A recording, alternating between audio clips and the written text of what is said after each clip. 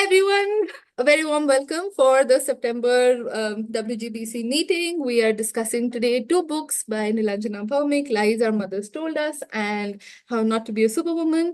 And we have already been joined by the author in the first half of the session, which is great. So I think it's going to be an interesting and discussion. All the questions that you have, if you are not comfortable, please write them to me separately and I can read them out together. Or if you would like, you can put them in the text box. And from Aru, welcome Nilanjana, and thank you for joining us today. She's put that in the text box. So yeah, Thank you. before we Good to be here. Sorry, I keep cutting you off. please go ahead. You were saying something. No, I was just saying thank you. Good to be here. Okay, I'm glad. Before we begin, just a quick sort of introduction to the club and how we usually operate. It is a very informal setting, so don't feel like you have to say the right thing. I am not your professor. There are no question answers over here. We generally just talk about how the books made us feel, what we liked, what we enjoyed, what could have been better, what would have resonated more, etc., etc. So just share your feelings and thoughts. If you wouldn't want to speak up, you can always put it in the text box. I would really appreciate it if you put your videos on and mics on so it feels a little bit more like a conversation and not a textbook class thing. But I'm nonetheless very grateful for everyone for joining us. Usually our second hour is reserved exclusively for the author interaction. So we are going to bombard Nilanjana definitely in the second hour. But because we have her in the first hour as well, we can always make this a interactive session from the very beginning. If you have any suggestions or questions, again, you can put them in the text box. So, to begin with, I'm actually so tempted to already ask Nilanjana to start telling us things about the book, but I feel like it's kind of unfair to those who are expecting, to join slightly later.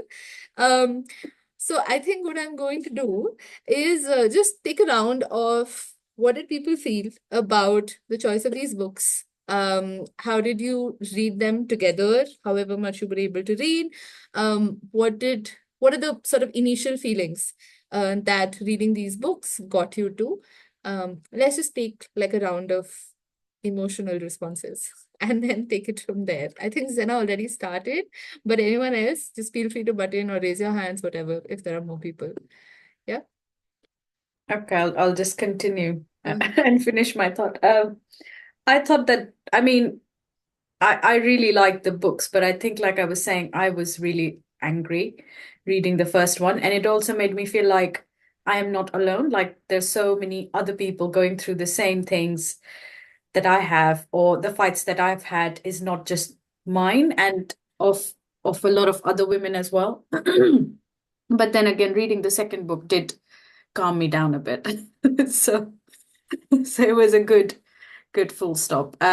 But yeah, but it was, I think it was really personal for me because there were so many, I think I could almost relate to like 90% of the book, like everything that I've had fights with my arguments with my parents or in the workplace, and even like being in the UK, you still go through like lots of, like being working in a corporate tech sector and then going through all the same, not being heard, not being part of politics, not being part of the workplaces. So I think there was a lot that I could really relate. To be honest, I've forgotten a lot about the first book because I read it so quick, and then I read the second one. But at the same time, yeah, I do remember it being like, yeah, like daughter of patriarch, which I really agree with. The victim protector whole aspect where you always need to be protected. You just don't need to. You need space sometimes and need your, like fight and be treated as an equal citizen rather than a second class citizen.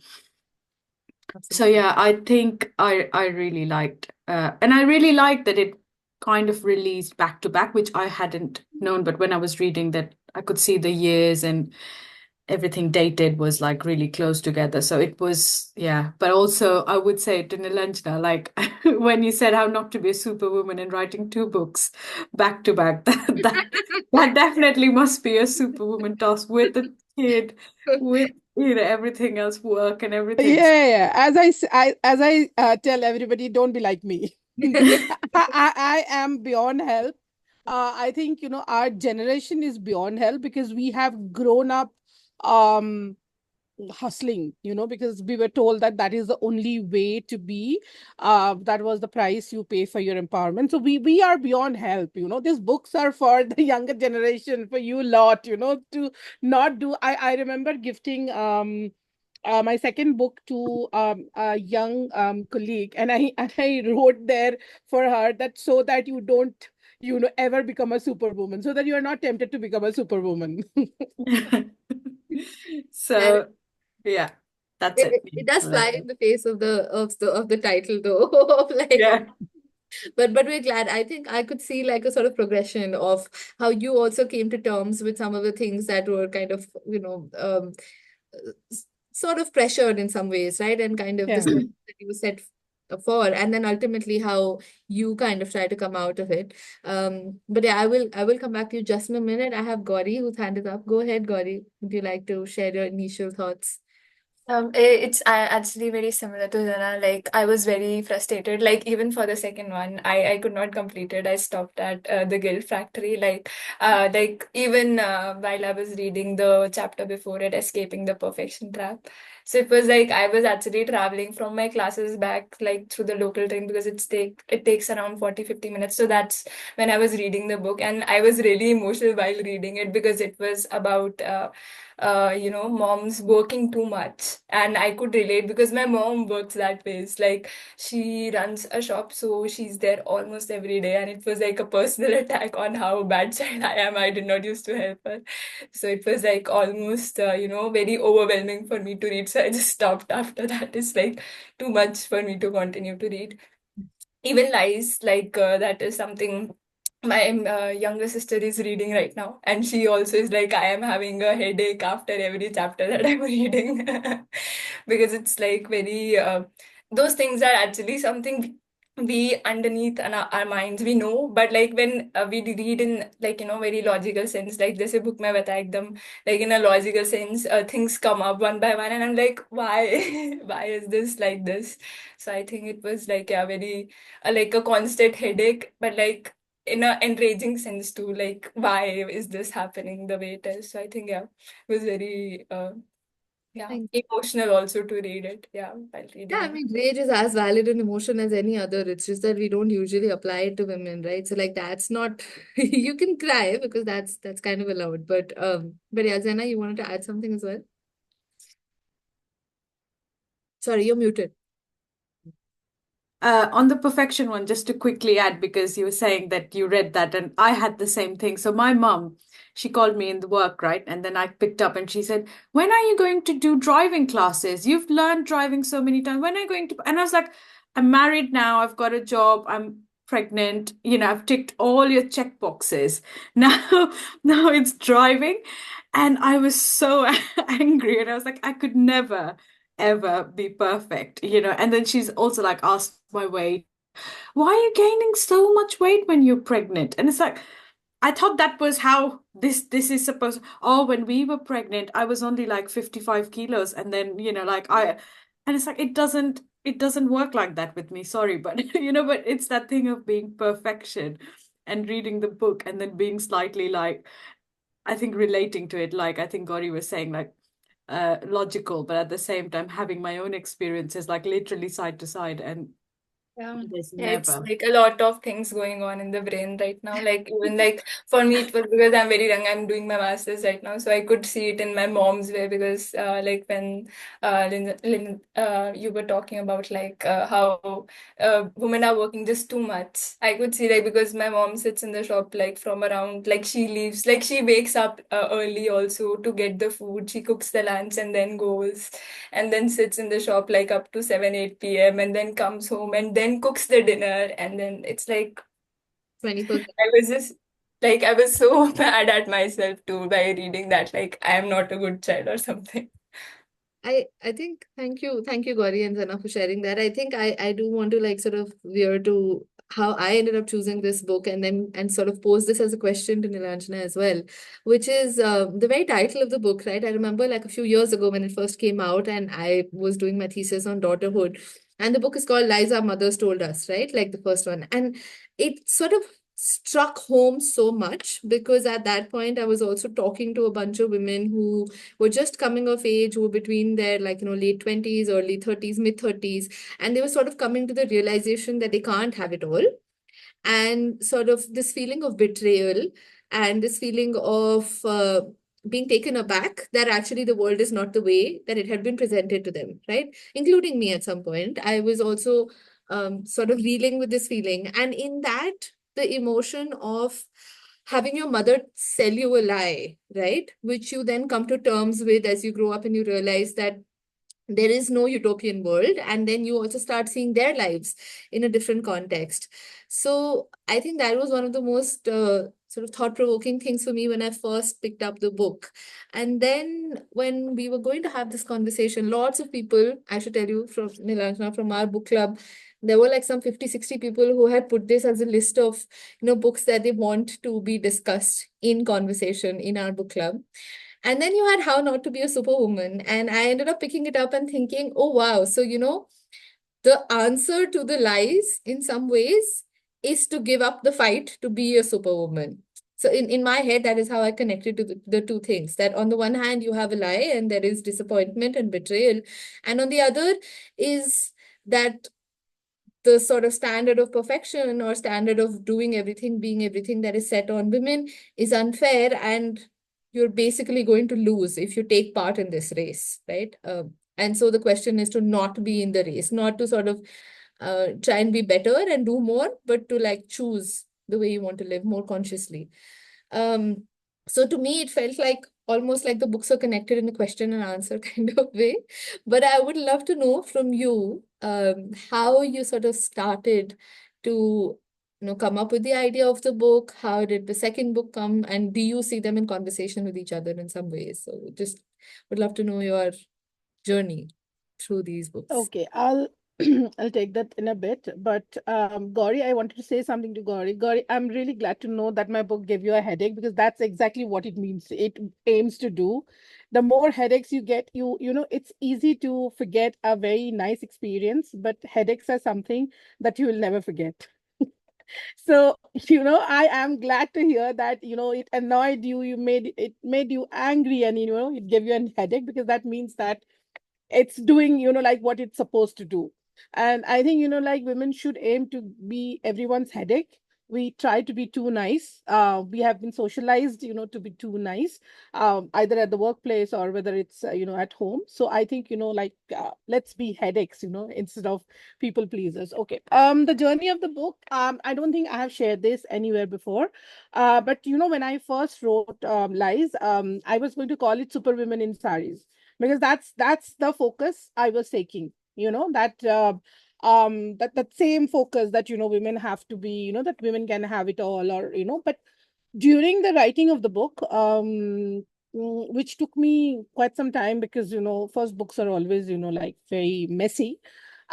During that whole journey of writing that book, when I finished writing the last chapter, it just came to me that these are lies, and these are the lies. They started with what my mother told me about the world, how the world would be when I would like grow up, I would be an adult. So I think like that name just came to me, I think around like 2 o'clock in the night or something. I remember finishing like just writing the last chapter, and I immediately messaged my editor saying that I think we should call. And she was like, yes, like this is so much more of what you're talking about. So I think that in itself is a journey. You can understand that from Superwomen in Saris, which is like, again a very rosy picture, to something very negative, lies that we have been fed. So I think that was the journey of the first book. um I am a very solutions oriented person. So I wanted to put some solutions, in the first book. But but every book has its own journey. And that book was, in a mm, in many ways, it was aimed at see, there was no conversation that was happening, right? I mean, we all were going through stuff. We all know, like, none of the chapters in that book would have come as a surprise to any woman like of Indian origin, right? Or South Asian origin even. So but the conversations were not happening. So it was like a conversation starter. And we felt like, honestly, like we didn't even, that the whole solutions didn't even fit into the ethos of that book. But when the book came, and it was like, it was a huge hit, and like I was getting, readers were getting in touch with me, and um someone told me that, you a very young girl, I think she was my son's friend from college, and she said that, you tell us, what's wrong, but like, what are the solutions? So then, this book was already there in my head. I had done a small pamphlet many years ago, like I don't know, in one, like fits of creativity, anger, annoyance, like how not to be a superwoman. It was supposed to be like a toolkit, as to how not to be a superwoman. And then, I kept thinking about that I think, it it felt like an unfinished conversation, as you say, Tanya. So then I was talking to a friend of mine, he was an editor at the Penguin, and he said that, oh, but that's a book. I said, no, that's maybe an article, that's not a book. And he's like, no, it's a book. Think about it. So I think, like when I started thinking about it more, I realized that lies needed a sibling. I mean, I know that, when you read lies, you go away disturbed, because there are uncomfortable truths, right? Because these are truths about people very close to us. There are mothers, brothers, fathers, like, people we are connected to, people we are close to, maybe even friends. So the book makes you uncomfortable, and it makes you very uncomfortable, because I know when I read it back, I feel very uncomfortable, and I have written that book. So there needed to be something, like a almost like a second part or a sequel, where as you said, Tanya, that the whole thing, like is focused on women being perfect, right? Because women as perfect caregivers, that's the whole point. Like women in the house, like women being perfect housewives, but perfection, right? So I think, like I realized that, because in my and it's a lot of lived experience for me as well. So I write what I know. So I have seen my mother, I have seen myself, and at every step of the way, I realized something new about my journey. So I think, like that was it. That was my takeaway. Also, when I put everything down in the first book, the second one was a takeaway that, this is what you can do. But at the foundation of both books is based on one simple thought, of starting conversations, any kind of conversations, like, and the first feedback I get from anybody, who has read either of the book or both, is that we thought we were alone, and which is so surprising, because I mean, why do we think that we are alone? I mean, like, there's so much conversations happening, in the West about, all of this. But in India, we still feel like, we are in an island, and, like, obviously, like a patriarchal country, realities are very different. So I think, like that was what, like, is that, like building a community, where women can come and talk about, like you know base their conversations on the book, but then move into their own personal experiences. Sometimes it's easy, like easy to start a conversation like that. Yeah. Thank you. Thank you, Nilanjana, for that's really I good. think, Dania, I'm going to take away all your time. So don't ask me a question till till 7 o'clock, because if you get me started, I will not stop. So I'm just going to zip it, and I'm going to just I listen to you guys now. sure that people over here are much more interested in hearing from you if you have extra spare than they are on hearing my musings. But I will try my best to keep a balance. But I'm sure people have a lot of questions. But thank you so much for telling us about like the origins of both the books and the ways in which they came together, they spoke to each other, because we don't have two books very often in the book club. And but sometimes when I feel like, oh, this might be very interesting to speak to each other, I think it's quite beautiful. So thank you so much for that. And I think Jasmeet wants to say something. Go ahead, Jasmeet. Hi everyone. Hi Tanya and hello Nilanjana. I'm sorry, I Hi. my camera is off. I'm a little bit unwell, so I don't need you all to see my sniffles. But I think yeah, like everyone just shared, anger was quite prevalent reading the book. But something that really struck me was just and I think you wrote about this in the introduction, was that the personal was so obvious in the story. In the first book, I couldn't get my hands on the second one, unfortunately, where I'm based. I just couldn't find it anywhere. But yeah, now I think I do need to read it after hearing everyone else. But I thought that that was so courageous to write the viewpoint of someone who has experienced these kinds of traumas, and seen it in within their friends in their larger community.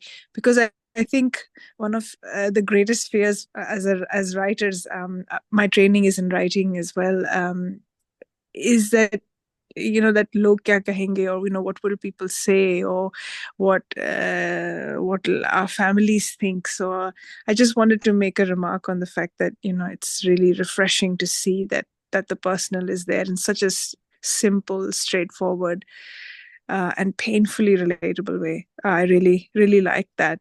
I mean, I didn't like that it happened, but I like that it existed, to read. So yeah, just a remark on that. Thank you.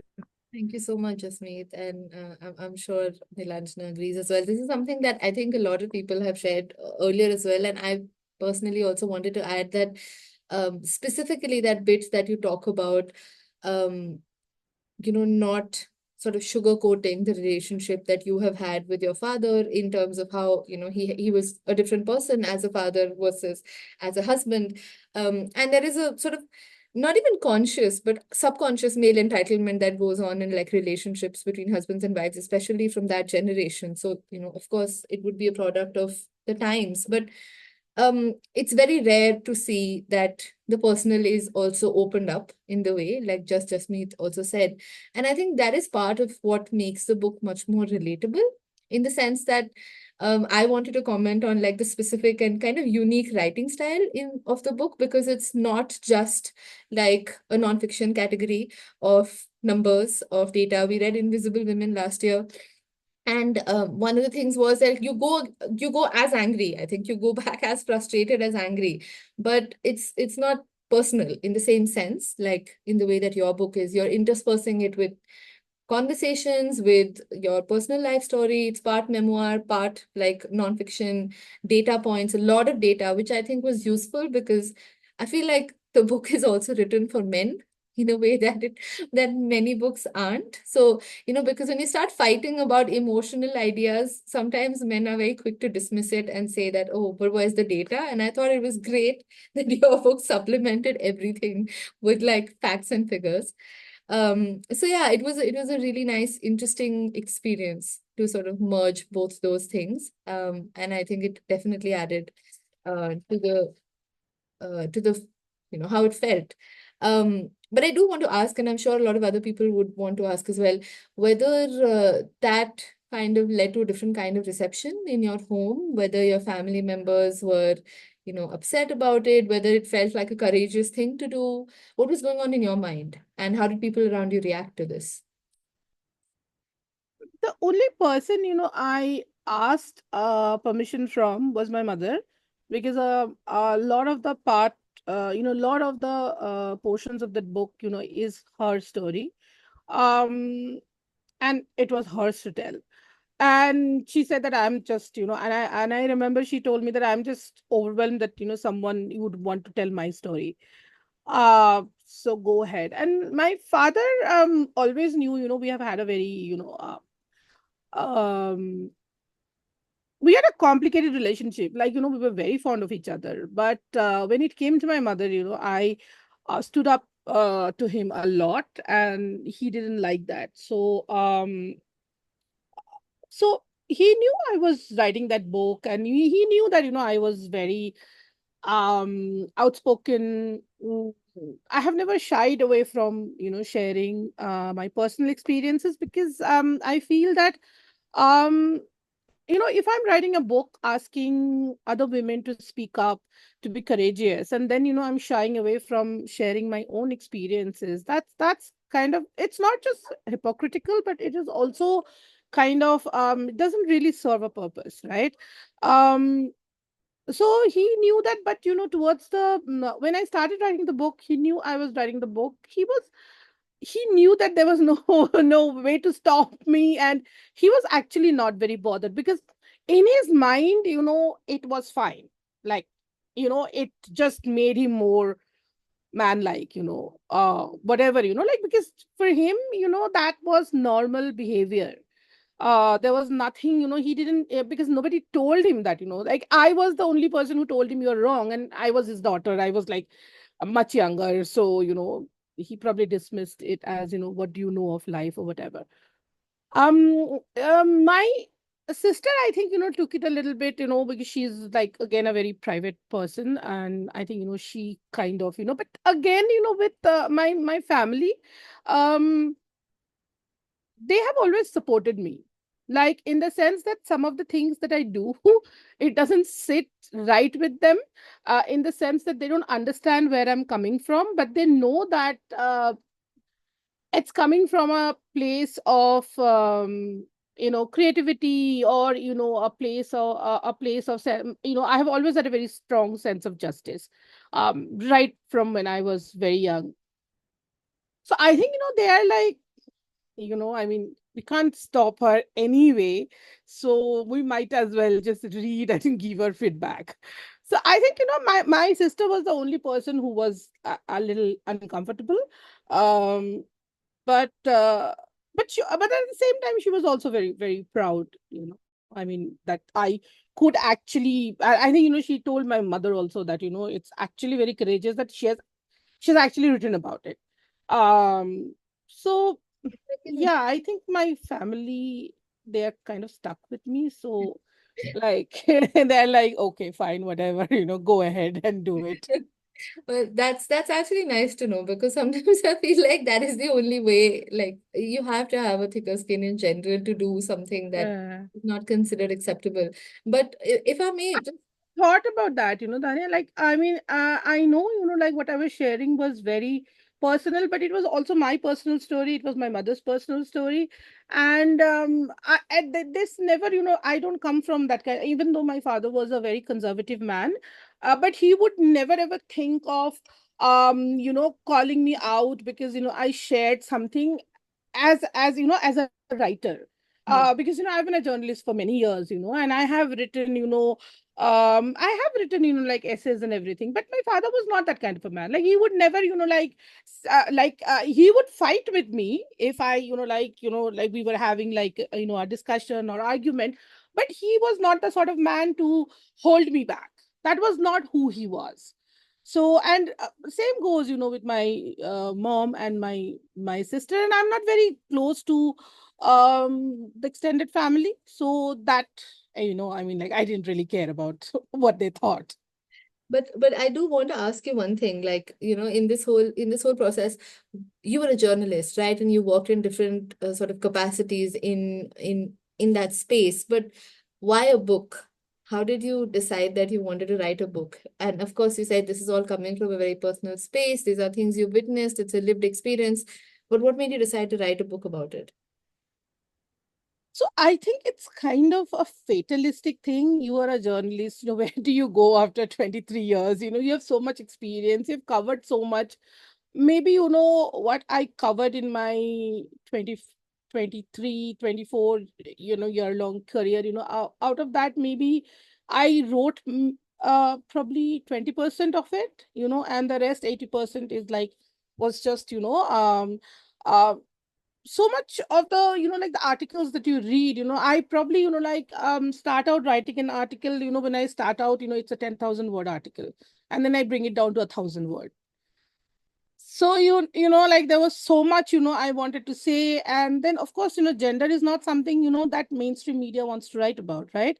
So it was it was very difficult, like to pitch, stories on women, or um it just didn't make any commercial sense. As a freelance journalist, you have to earn money as well. So I was a freelance and I needed to earn money as well. So I did a lot of other stuff. I tried to keep a gender lens to it. So I wrote an opinion piece for the Washington Post during that Women's Peace March when Donald Trump had been elected in the US. And so in that, I had written, we had a parallel march, going on all over the world, and there was one in India as well. And there was a lot of, euphoria, like everyone, like every woman, I knew, they were going to go to the march. And my housekeeper came up to me and said that, Didi, where are all these people going?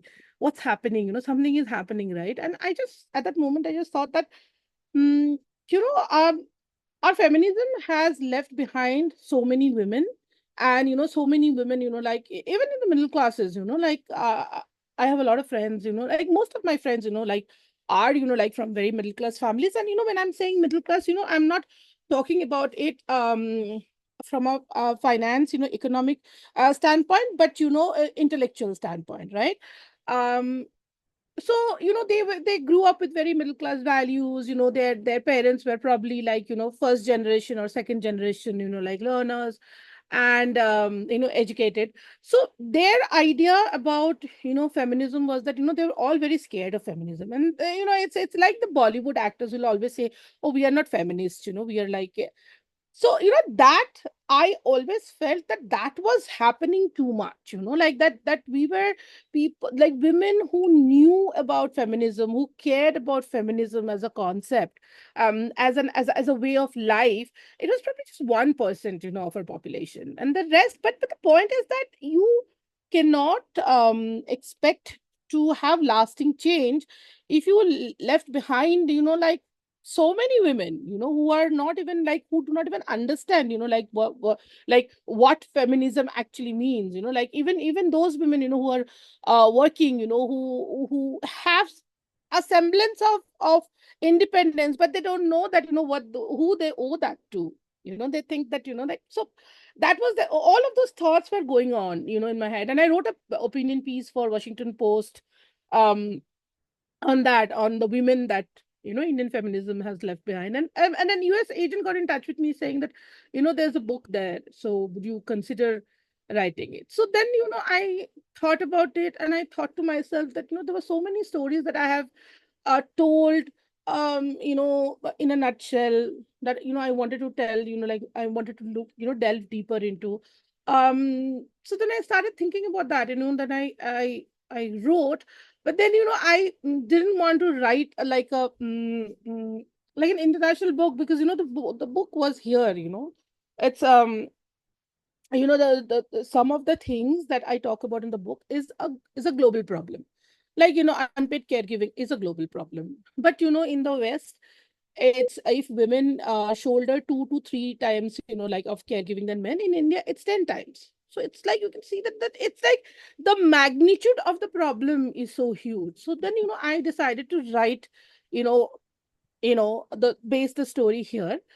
And then I just wrote. I didn't even like I didn't have an agent, because she wanted me to do an international thing, and I was like, I mean, why would I do that? That's not my expertise.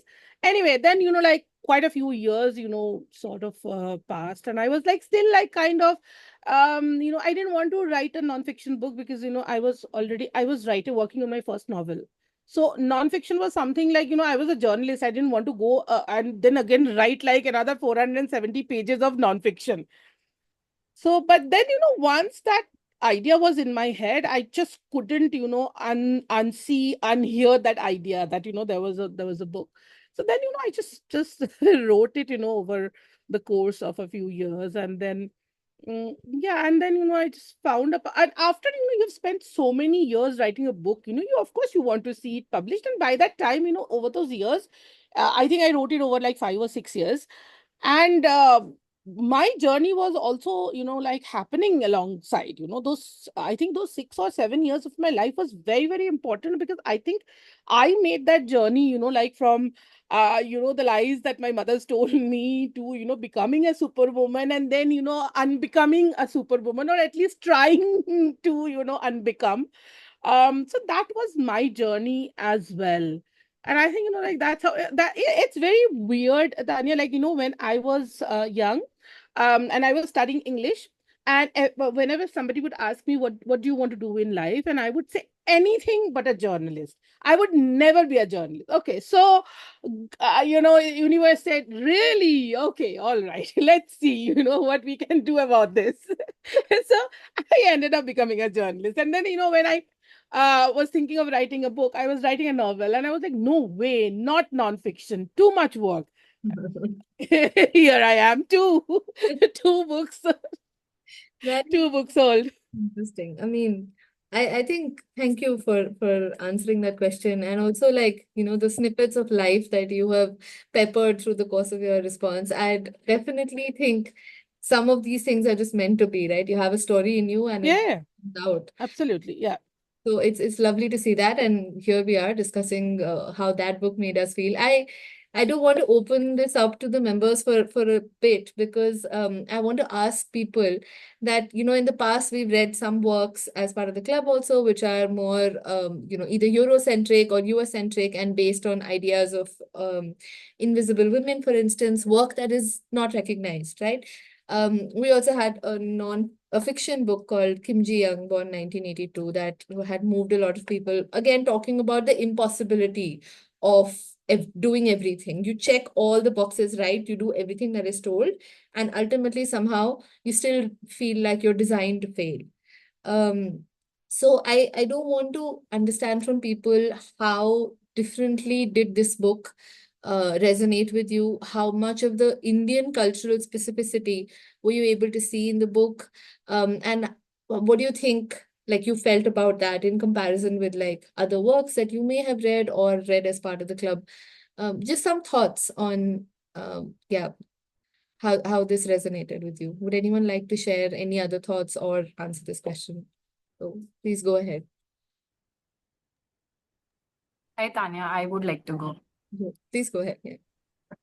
So, first I will introduce myself. I'm Akanksha Yadav.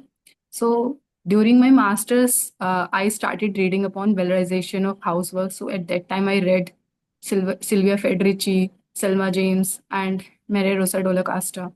So, uh, I got to, matlab, the reason I started reading about it was because I always felt that we women have a specific guilt that I see that usually men don't have. So I went to my supervisor and told, "Okay, I want to do something on this." She was like, "What exactly?" So she then suggested me go read Sylvia Federici for Wages Against Housework. From there, I started reading it. Though I didn't pursue my dissertation in that, I did on sex work as work. But then then I joined NLU Delhi. Basically, I'm a law student. So I then started my PhD there. So at that time, I again jumped back to this topic that I want to see the valorization of housework from a legal angle. Because here, what happens is that during maintenance cases or during motor vehicle compensation cases, the court will try to valorize the role of a homemaker. But usually, it's not in a very feminist sense. So yeah, that's what I planned. So I have read a lot of Western, literature during my birthday last year. Not last year, this year only in March 24. So one of my friend gifted me this book, Lies Our Mothers Told Us, and I just couldn't stop myself from reading it. I think I finished it within 3 to 4 days. So I don't remember exactly what I read, but I still remember the rage I felt, and I was so happy to see that book because I was planning to refer to some Indian literature. So yeah, that was a very good work for me. The work exactly I was looking for, the work I exactly wanted to read. So yeah, that's how I begin with that work. And even though it's not very relevant for me in a legal sense, but it builds a practical or theoretical framework for me. And I think it's like it resonates the concept Fred Ricci or Selma James were talking about with reference to India. So coming to second book, I got to know about it from the club only, that, oh, there exists this other book also from the same author. So yeah, Nilanjana, it's a very good book, and I'm going to refer it for my thesis also. And I liked it so much that I gifted it to my sister-in-law. There is my bhabhi. She is not like uh, blood related. Basically, my brother, she's my cousin's wife. So we always call her Superwoman. I always used to call her Superwoman because she is juggling with work and then also taking care of everyone. But on her birthday, I gifted her these two books, and I was like, you don't need to be a superwoman now. So yeah, it's very relevant for the Indian context. And I think the work I've read in Western literature, they are not able to, they won't be able to resonate with Indian women as much as your books did to me. Thank you so much, Akanksha, for sharing that. That was beautiful. Niranjan, were you going to say something as well? No, I was just going to say thank you. Lovely. See, this is a chain reaction now. We're going to spread the rage. That is the purpose of this discussion. And lots of angry young women and by the end of it, hopefully. But then you wanted to say something. Go ahead.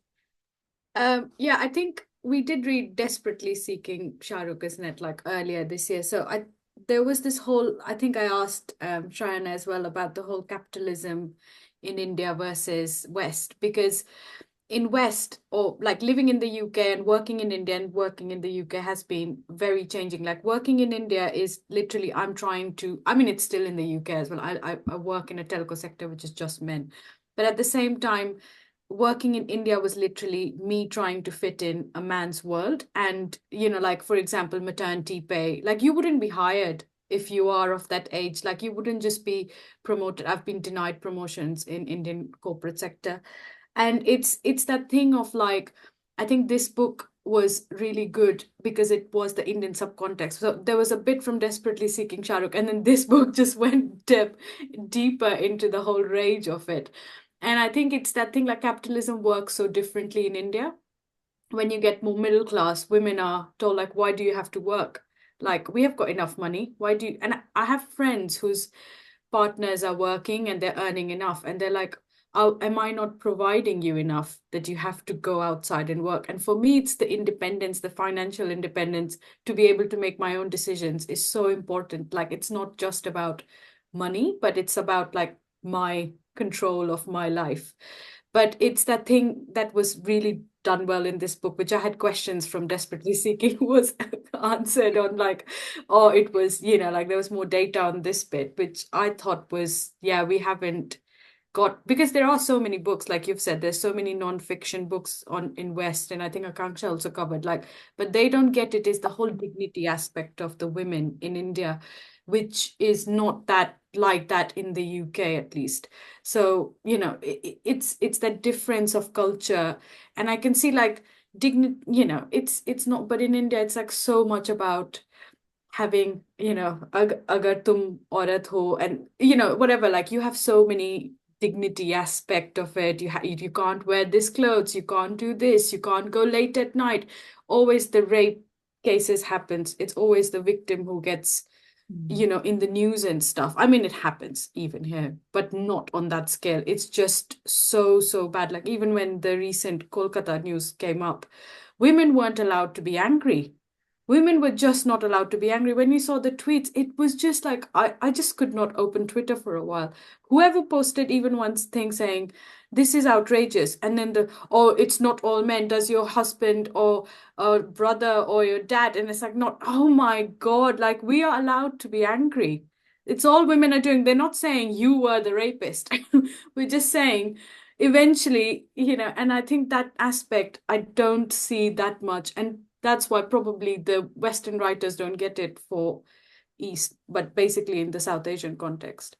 So Absolutely. I think that's it's also like very close to the sort of deification of Indian women, right? Like either you put them on a pedestal or you treat them like, it's like Madonna, Virgin, whatever kind of thing happening. And but in the Indian context, I think the valorization, like Akanksha was talking about, of housework, of what motherhood is, that Nilanjana also talks about, especially in the second book, like so much care work valorized as being the good wife, good daughter, good mother, good son, whatever, right?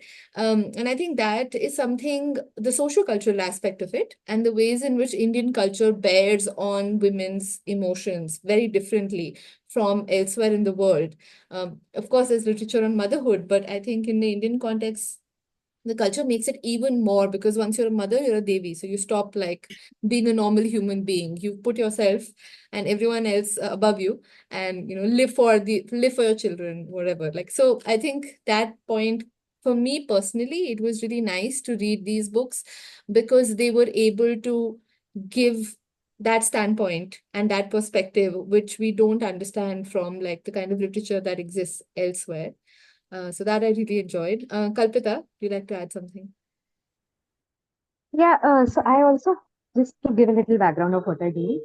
So I work with survivors of violence against women, and the work which I'm currently doing, it just so happened that the violence cases which are coming right now to me are more of young women, mostly from age of 18 to 25, that group, or maybe a little younger, 16, 17, those age group. And we often try to support them in whatever way possible, in whatever patriarchal state that we stay in. And what ends up happening is, after a case has been resolved or after some sort of a progress has been made, I see that independence being used for marriage or being used to find a partner. While that's a beautiful way of expression, not denying its agency, but also saying that, hey, marriage is not everything for you. There are other dreams. And when I was reading this book, I felt it so much coming alive in this book. I think Nilanjana sort of answered my anger so much in this book by saying, from what I've understood from the book, it's like you do not see mothers around, or you do not see women around aspiring so much for these things because they have not been allowed to aspire for those things. And I don't know, yeah, I think it just made me extremely sad. I just closed the book and I sat there thinking about it for so long because I'm like, the socialization or the mindset is not just limited to our everyday life. It comes really from where you aspire to become to be. So thank you for writing such a book. Thank you, Kalpita, for that. I think you mentioned dream gap somewhere, Nilanjana, right? In like the idea that you don't dream like as daughters or as young women. Your dreams are very different from what others would have, or like maybe in other contexts or other genders, etc. So I think that kind of hits home because you don't aspire to be anything, often don't aspire to be anything other than good at like the socially acceptable roles. So I do want to come to like one other theme which really spoke to me, and I was wondering if it related to people as well. My own work is on the contradictions of modern daughterhood in India, and how like being a modern daughter who's basically sold all these lies comes to terms with how there is a world in which her dreams might not be appreciated, especially beyond a certain point. If she's not married of age, she's not doing the right kind of work, not doing the right kind of education, studying too much, talking too much, all of those things. So my work also kind of resonated a lot with what you've already talked about. But one thing I do want to flag is the bit around guilt and gratitude. I feel like in my conversations, for instance, I always found that daughters were always using a combination of guilt and gratitude when they were speaking of their parents.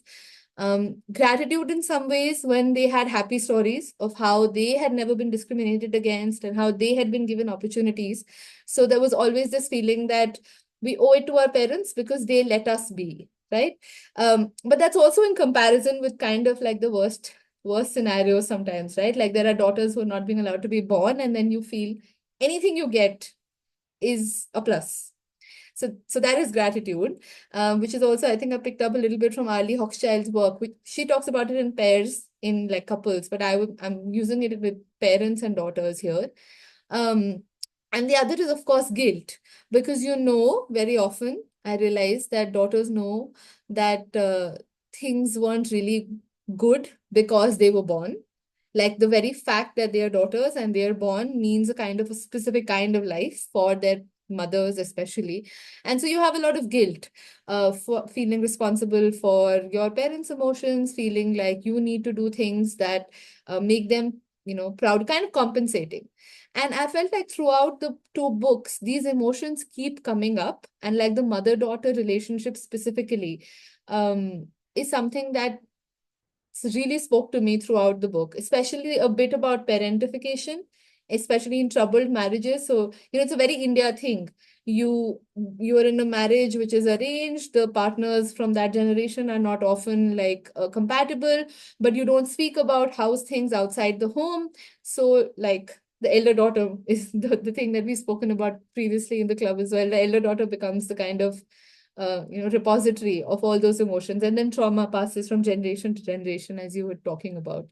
So I just wanted to understand from people in their capacity, a lot of young women here as daughters, how they felt about the mother-daughter relationship as it was put out in the book, the emotions of guilt and gratitude, the feelings about being there for your parents in a specific way.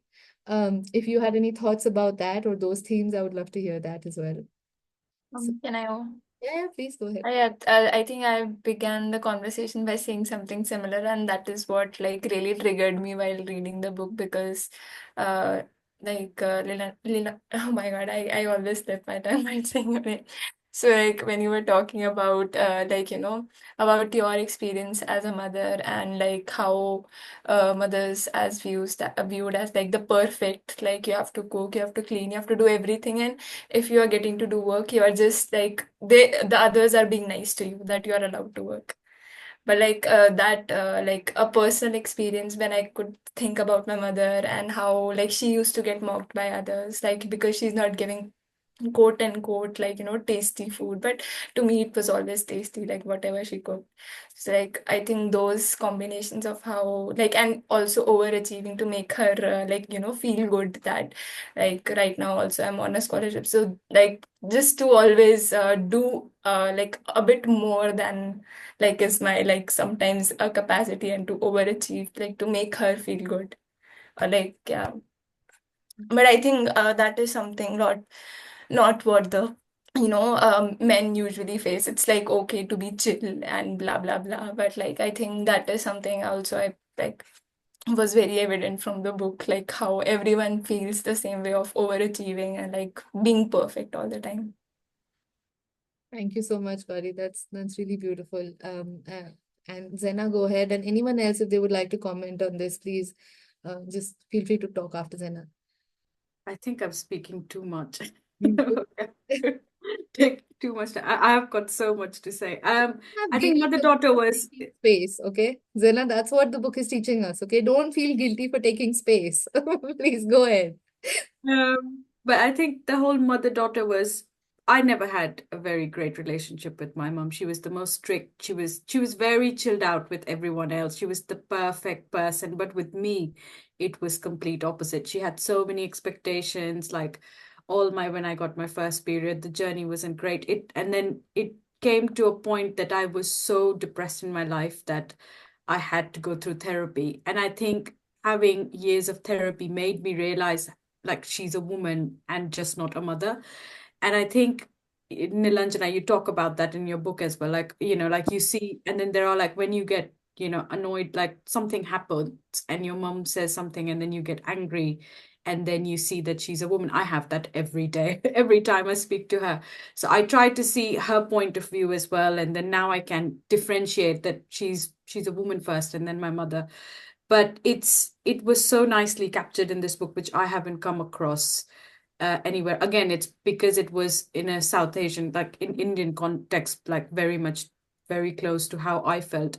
But again, the same thing, like how mothers go through so much. They have to be the perfect parents, they have to be feeding their child. Plus, my therapist used to think that she probably had postpartum depression that she never got resolved, and probably it came out on me. And then she has told me things like I would have killed you when you were born because of things. So it was a very tough journey for me to accept her as, like whatever the person she is now. And now I do have respect, and I can see where she's coming from. But there was this whole thing of like allowing, I probably have the guilt of, again, that whole intergenerational trauma as well. Like I do carry the guilt of just being born as a daughter. I think we discussed this in some other as well, but it has taken a long, long time. And now I think I can, I can forgive her for whatever she has said. I don't know, I have to, because I can't then live with myself and accept her. But it's that thing of, yeah, mother-daughter relationship is so complicated in this context that, yeah, I can just go on and but yeah, I think I'm now losing what was written in the book because I can only think about my experience. But yes, I do remember one bit where you say about whenever my mother does something, I get really sorry. I feel sorry about it, and then I get angry. For me, it's opposite. I get angry first, and then I have to like take myself out of it, and then I feel sorry about it. But yeah, Yeah, that was the bit that was really. you're also speaking for a lot of us when you speak about like these complicated emotions. And I think it's a very specifically gendered emotion, right? Like you're also placing yourself in her shoes and vice versa. Sometimes also like thinking if this is the limit of your own aspirations to see this journeys that mothers may have had. But thank you for that. I have a question from Arpita in the chat box, but I'll first do a round with people who are in Tanya, can I just come in? Vidya and then Aarti. Yeah, go ahead. Thank you so much. So I want to, put an angle from the other end of the aisle. So, I come from a family where my grandmother was working, and my mother, and they were 6 sisters and 1 brother. I think all the sisters did better than the brother, probably. And so I'm the next generation. And when I'm counting these 3 generations, I'm the one who decided, no, I'm not going for work. I'll be the sit-in-home mother.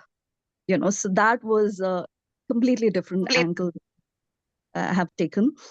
And I wanted to enjoy motherhood. Like I went and babysat all my cousins. So I wanted to, when I have a kid, I wanted to take care of my kids, which was not the case with my aunts and my mom and all that. So interesting part is that, so when I took this decision, I was happy about it. I am still happy about it. And if I have another life, if I decide to have kids, maybe not, but then definitely I'll choose this as the path. So there is no question about, did I take the right decision or not? But it was very interesting to see the pushback. So I come from Kerala, so where as you may know, that the females working are very high, and so what I faced was why I'm not working. So I'm kind of cancelled because that's not the normal thing. So which was like, so it is like, I had to explain to everybody to the end. I had a very liberal father. He passed away, but then so to say, from Trivandrum at the age of 20, I came to Delhi to study fashion. So that was the household I was coming from. But after my first child, I decided not to pursue a job. So this is very different from the background I was coming from, and nobody could understand why I'm not working, I'm not earning, I'm not financially secure. And I had to answer questions at every point in my life. And, about the financial security, including to my husband, I say that whatever he earns is because of my contribution to the family itself is. And if I have to, next junction in life comes where I need my money, I will definitely take the 50% of whatever he owns, or whatever the course the law will give me. So I don't feel less empowered. But then, this was a completely different take I did. So, and you feel that pushbacks also. So, it's a very interesting thing. So we are saying all these from one point where females find difficulty while going for work, but then, from the other end also, there is a different kind of pressures. I think absolutely. I'm also seeing how Rizwana has put in that she said in the text box that Vidya, this is awesome and it's something I have felt too. And I mean, while I was listening to you, I was thinking, I mean, two different things. One is that a superwoman is defined in very specific ways, right? So if she has to do everything, if she drops either one, whether she drops her work or she drops her being a good mother, in either case she's going to be labeled as a bad woman, and you see that happening from both sides. And I think some of it is a question of the class and the sort of position that we occupy, where these questions are actually choices, as opposed to, I think, the third wave feminism, which has eulogized, choice feminism in a lot of ways, but that choice has been used to discredit the very real fights that a lot of women have faced otherwise. So I think it's interesting that, you've been on the other side of this question. But like at a larger level, I think the fundamental, I mean, fight for most women would remain the right to work, because I think that financial aspect, especially for women from different classes, is a form of control. But yeah, thank you for sharing how it's not easy to be a good mother also, if you wanted to be, because Only a mother. it's And not. it's not that, you are choosing to be only a mother, you are doing many other things, and it was beautiful the other day. My son, he is like, very, 23, but he came back and told me that, Mama, you are the one who told me what is empathy. You are the one who ties the family together, who taught me how to be empathetic and how to treat women. And that was good. For me, that was what I wanted to do. And, the messages, and that is, for me, that is success enough, So, yeah. Can I just quickly say something? Nilanjana, please So I couldn't find the raise your hand icon. I've been desperately looking for it. I just wanted to say that you said, it's very interesting. You said, I chose to sit out, I chose not to work, but you are still working. Unpaid work, if there was an economic cost to unpaid caregiving, we would be adding, I think, millions or probably billions of dollars to the global GDP.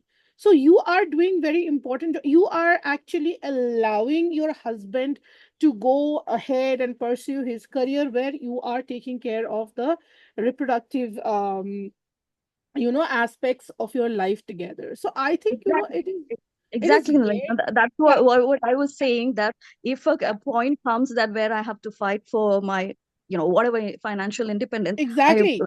bloody well will make sure that I'll get that 50% or more of it, because I do And deserve.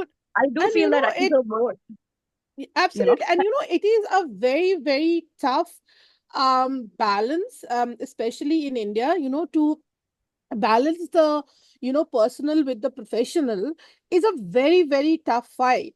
And why do you think, like, we have only like 37% of women, who are in the formal labor force? Because it's tough, women drop off the labor force after they're married, or like they have children. It's difficult. Look at the way, we think about jobs. Once, we are not looking at career growth. What do women look at, when they're looking for jobs? They look at the security factor. How far is it from their home? How much do they have to travel? I know of friends, who have left amazing jobs, because they have had to do, night shifts, and they were not comfortable doing it. So it's a very, very tough battle. So if you have decided to sit out, I think, you have just decided to sit out 50% of the work, that you're expected to do, which is, like productive labor. So I think, you are not sitting out at all. You are actually, like doing a lot of the work, which goes absolutely. unacknowledged. So like I'm enjoying this. And in fact, Tanya, I had sent you a message. In fact, I'll try to send it again. But then, I am involved with the museums. We do a lot of voluntary work, because I'm a trailing wife. And trailing wife in a country where the, dependent spouses are not allowed to work. Because when you go from country to country, many a times wives are not very qualified wives, but are not allowed to work by law. So yeah, we do face, but then like I use my time for many other voluntary purposes as well, to make something in the society. And so probably at some point in life you have to stop making others' judgment about you or opinions not important at all, and think what you want, and then go forward. Well, kudos to you, Vidya. Thank you so much for sharing that. And you really don't like. I think all of us here understand how much work it goes in being a mother as well. And I think we don't need to justify to anybody who asks us a question. That is basically what not being a superwoman is. That whatever our choices are, we own them. And I think that Nilanjana has taught us very nicely through her book. So yeah, just congratulations on the choices that you've made. But I know a lot of people have had things to add. So Aarti, Rizwana, and Swati, ma'am, please go ahead and just add your words. Yeah. So I'm Sat. Shall I? Yeah, sure. Yeah, so I have been listening to the whole of discussion, and I could see myself into pieces throughout this whole discussion. And when I say that I see myself into pieces, that means I see the evolution that I have gone through in my whole life. So now I am 47 and I have just completed my PhD 3 months back. I have so after a career of in the 23rd year of my career, and I have been a mainstream journalist and worked for mainstream, for BBC and everywhere, for all those leading media houses in the country for 17 years. And after 17 years, I thought, I need to, I want to learn, I want to, go back to the classroom. And again, I started preparing myself for it. So in India, all of you, must be aware that if you want to go into academics, you have to go through a net, then you have to appear for various entrance examinations for PhD. So I was doing all those things, and finally, in the last 7 years, I was able to submit my thesis, and while doing a job. And during this 7 year, my son also appeared for his board exams for 10th and 12th both. So it was like both, siblings studying in the same house. So without delving much, it is like I knew right from my life, right from 9th or 10th standard, when we used to see that TV serial Shanti on Doordarshan. So I knew from then that I wanted to be a journalist. So even my parents knew about it. Everybody knew about it. But as it would have happened in a joint family in a small town, I got married, and my husband was into a transferable Air Force job. So I traveled with him, and my studies got, halted for a while. Then again, I resumed my study. I did my, PG diploma, then my master's and everything. And I started with a career in journalism. So this is one interesting thing, is that, there was that invisible, a subconscious level of pressure into my mind while doing everything. So this was very, I come from a family which would be called to be a progressive family, a family which is very left, in terms of progressive, in terms of left-oriented people, and everybody into the public sphere kind of thing. But still, subconsciously, that thing was somewhere hanging onto my head. If because of my education and my studies and everything and my career, I had my baby after 7 years of my marriage, and I had that pressure from my own family, like my mother, my aunt, everybody. Why did you go to the doctor? And the doctor who is forcing her, who's telling her that your daughter should have an early child, she herself was a lesbian.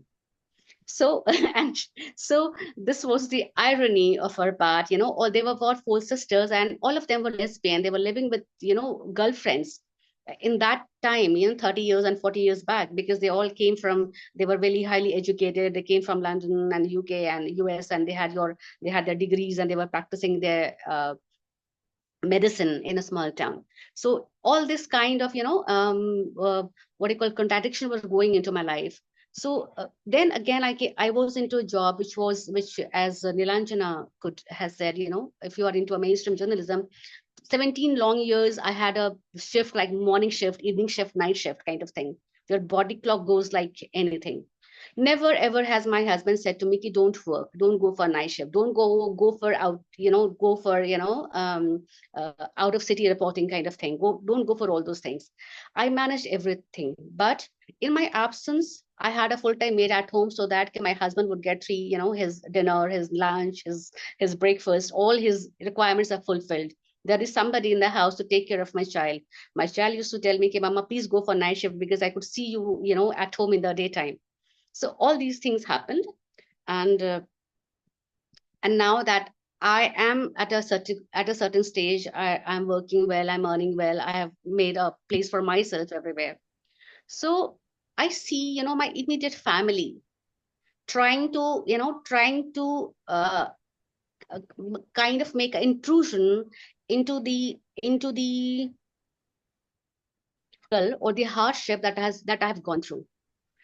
There was no active resistance to what I was doing, but there was no active support too.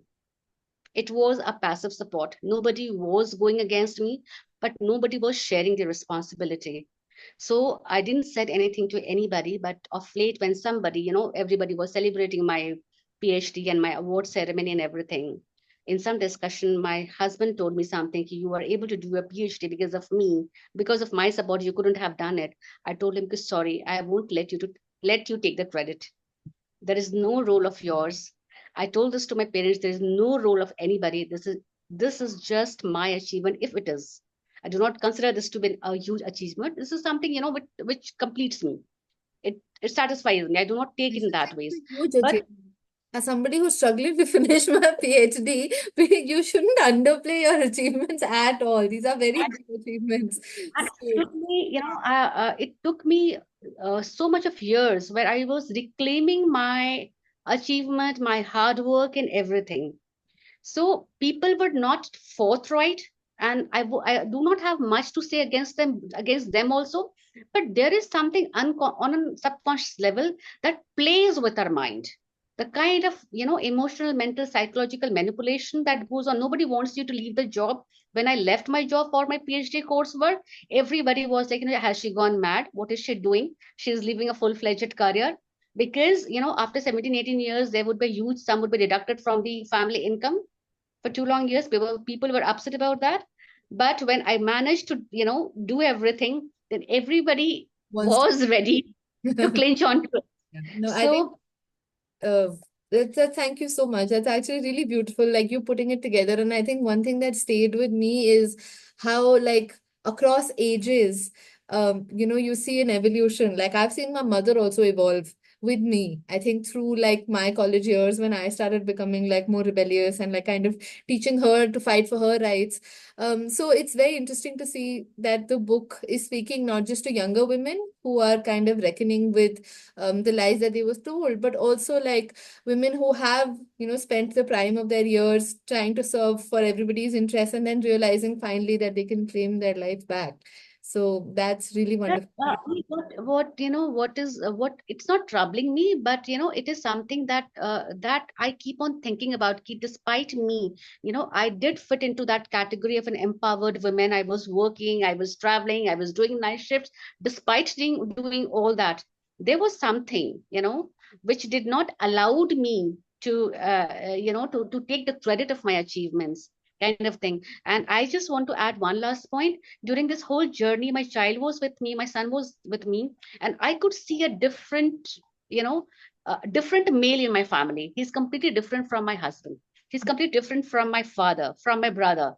So the way he has taken all this thing and the way he has absorbed all this thing, and his idea about my journey is completely different from what my everybody else thinks about it. So Beautiful. I think it's from here where we all say that we need to have good sons so that the girls from the future generation, they'll have a good and understanding life partner. I think it should come from here. Thank you so much, ma'am, for actually raising the good sons that we need for like the daughters to, be able to stand up to their own potential. I know like Aarti and Rosanna have been waiting for a long time, so I'm just going to like open this up to them. Please go ahead, Aarti. Yeah. Hi. Thank you. So, I'm just seeing my way. You're slightly like your voice is distorted a little bit. Do you think you can speak a little louder, closer to the mic? Yeah. Is it better now? Yeah. Yeah. So I'm still making my way through the book, but I think one thing that stood out so far was this point in the book made where the inability of women to get up late after a certain age I think it's somewhere in the beginning where Nilanjana speaks about, that when she was younger, like she woke up at 2 p.m., but now that she's a mother and, she like wakes up between 4 and 6. And I think that is something that like I have also noticed about my mother. And when I was small and we were growing up, for my sister and me, like it was a default setting. Like our mother used to be awake in that time and everything was ready by the time we were going to school. And I think even in my family, I would like to believe that we are open-minded and progressive. But nobody outwardly acknowledged her for that, like having everything ready. And she would balance that along with work, and everything was going as per, and that was supposed to be the default setting. But now when I look back, I feel like this book addresses so many of those invisible moments that our mothers have just been there and have absorbed so much. And that's why I feel the book is really amazing, because it gives so much of nuance to our mothers. Like we always known them to be like these default figures who are who have this endless capacity to absorb, to do, to multitask, and to just be there. But by like giving them this nuance, by giving them these so many dimensions, I think like over the years even I've started looking at my mother in a new light. But even with this book, like that dimensions have just been added, because otherwise I feel like our mothers are just I mean, that's patriarchy, that we don't see them in a nuanced way. Yeah. That's so beautiful. Thank you so much, Aarti, for sharing it. And actually, your point made me realize the same thing about my mom, because I don't think I registered it in the way that you've put it. That my mom hates waking up early. And I think as a kid, she was also very pampered. She would study late into the night and then she would wake up late whenever she could. And obviously, as a mother, I always saw her waking up at like 5 a.m. because we had school. And I realize now that her kids are grown up, settled in different countries, cities, whatever, she wakes up late. And I don't think I ever registered that that's a privilege you don't get when you're trying very hard to be a superwoman, right? You're trying to do everything. So, and now I realize, oh, she loves waking up late. Imagine how many years of her life, she just didn't have that as an option. So thank you to you and to Nilanjana for pointing those small things out. Rizwana? Yeah, hi. Thank you for giving us this space. Am I audible? Yes, you are. Please go ahead. Okay. Uh, Wait, did she drop out? I think. Yeah, I think she dropped off. Oh, okay. Well, okay, we'll wait for Rizwana to come back. But in the meantime, I should just read out a couple of questions and comments on the text box. One is Arpita, who's saying, I fully align with Swati's words. A lot of us have struggled and hustled all of our prime lives, but I've observed that some of us are trying not to be a superwoman, taking studies breaks, not fitting in the traditional role, and it has come at a cost, but it is coming. And from Anvita, kudos for normalizing the image of a working, learning, and ambitious woman for your son. I think it's brilliant for every person whose life he will touch. Nihalika saying, Swati ma'am, you're an inspiration. And a question which has been waiting for a very long time from Arpita, which I also wanted to discuss, like the sort of positioning of the book, because it is speaking to a certain class, caste, location, and profile of women in India. So I was also interested in knowing how you met the women that you did. What was the sort of methodology you followed for your work? How did the process of gathering data go? So Arpita's question is, question for Nilanjana. For me, the books were fully relatable and resonated to the greatest extent. It's not easy, and I appreciate how you put in your personal thoughts and experiences. Did you do any research survey to gather extra information and experiences from across demographics, age groups, different states or cultures? If you could share that. And also she says that she's in the middle of being a superwoman, like handling a toddler, doing breakfast right now, so she's unable to ask herself. But yeah, on her behalf, that is the question. And I think I just let Rizwana ask her question as well, and then maybe Nilanjana can take it together. Go ahead, Rizwana. yeah, thank you so much. I have no idea what just happened back then. All I wanted to say was that I also wanted to share like a bit of my experience from kind of, it's not exactly the opposite end of the spectrum, but somewhere maybe in the middle, that I have a very supportive family in place. Like I was pretty much raised like a boy. I was never really given any limitations for anything. I mean, maybe it's the youngest child advantage, perhaps. Maybe it's that. I never really had any kind of limitations on when I had to go out, what time I go out, what time I come back. I still, at this moment, I am a 33-year-old, visibly Muslim, single woman, unmarried, doing her PhD in a place which is, not mainland India. So it's like, and it was never really something that was abnormal or unusual for me while growing up. The only pushback that I actually felt was from society around me, like which was not my family. It was like people didn't like seeing that kind of a woman. People don't like seeing that you can be somebody who doesn't fit that mold. So they try to push you back into that. They try and so hard to push you back into that mold that they see that, this is not what you should be. I think seeing something, it's like an aberrance to their idea of what a woman should be like. So they try to, bring you down. And that is, I think, the place where I've really felt like, you know, like had to contend with the fact that some people actually just don't like you just because of the way that you are, because you exist. That was just something personal that I wanted to add. Something else I wanted to also talk about was while reading the book, uh, it struck me, how much this desire to have it all, or this perfectionism to achieve, whether it's for fulfillment or for society, it is basically because of this extremely patriarchal, like capitalist structures that set in place in society. Like the world that is structured as it is doesn't place importance on familial bonds, on community, on a space to grow and nurture the self in a female centric way. So I just felt like this whole drive for perfectionism is predicated on competition with others, like, oh, this is like the whole Sharmaji ka beta syndrome kind of thing. Like, oh, they've done this, so you need to do better. And I won't deny, I have felt that too. I feel that too at the moment. Like, I can see all my other friends maybe doing PhDs from fancier places, and I feel like, oh my God, what am I doing? I should not be here. I should be somewhere better. I should be maybe, aiming to get more publications and just be better. So all of this to be perfect in the name of competition, it is to make the name, which is usually the father's surname, proud.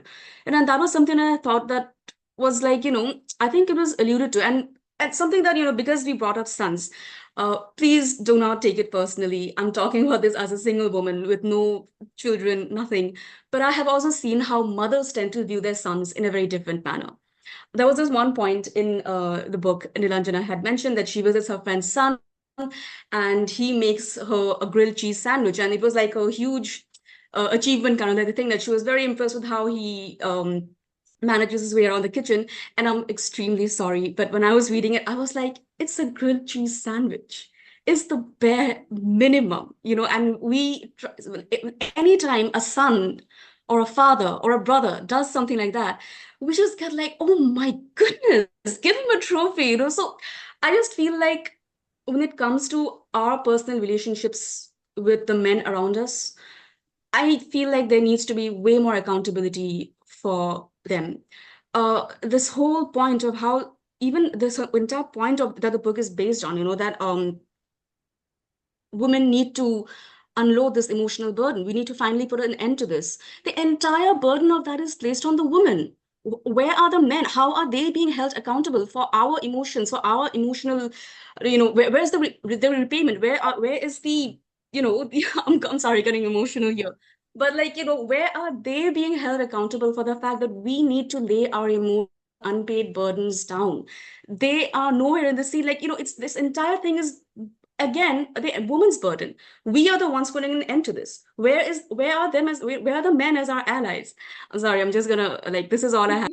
Thank you. No, thank you so much, Rizwana. I think that rant is like, it's in all of us. I think it's also in Nilanjana's book, and it's in all of us, bubbling right at the surface, and you scratch it a little bit. And I think either we'll start shouting or crying. No, but your point is very valid. I think as a question, I also want to put this to Nilanjana, which is, I thought it was very refreshing that the book was not asking women to be more productive. And it was actually an antithesis of something like a Lean In by Sheryl Sandberg, right? Which is like, no, try harder, be more vociferous, be more loud, be ask for your rights, etc. I mean, I'm sure it has its place, but it doesn't work with the systemic challenges that kind of keep women constrained. And so I thought it was refreshing that you're basically saying, like, don't try to have it all, or like recognize that this is an impossible target that has been set to you. But yes, in the process, the recognition, the acknowledgement, the effort to do this, and the backlash, whether you choose to Vidya said, be a mother, or you choose to not be a mother, the brickbats are all women's, right? That entire process seems like it's kind of solidarity for women, but it's also exclusive, because I don't know how many men are actually reading and trying to change the way they feel. So yes, my question to you is, what do you think happens when the brickbats come back to the women, and when this is like only half the population trying to make change happen? Have you had male readers reach out to you and express, kinds of ways in which they were thinking differently? Do you have hope that like the next generation, like Swati ma'am just said, will have better sons, or not? Yeah. So that, along with, I think, the earlier question on the methodology, I think would be really nice for you to take up. So, yeah, I'll take your last question first. I think, it's true that the onus is always on women, and it should not be. The onus is also on us to raise, like better sons. When, this should be a systemic thing. I mean, see, there is a certain echo chamber which this is happening. Kids who go to, new age high end schools, they are being the schools are very gender equal. I mean, my son, went to a school where, he was taught to sew, when he was like in class 5 or something. um they used to have a mixed, football team. So, but the thing is that when they come out of that school, outside the gates of the school, it's on me, to keep him, like in line, to make sure that, um he's still, going the way that, I, like see him going, just so. The younger generation is definitely,